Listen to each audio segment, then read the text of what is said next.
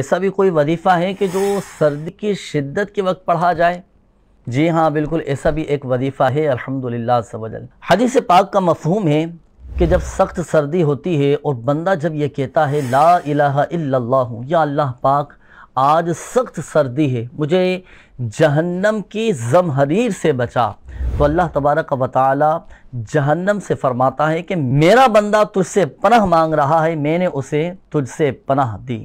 तो नाज़रीन, जब भी सख्त सर्दी हो, सर्दी की शिद्दत हो और सर्दी महसूस होने लगे ना, तो हम ये दुआ किया करें अल्लाह पाक की बारगाह में कि या अल्लाह पाक मुझे जहन्नम की ज़महरीर से महफूज फरमा।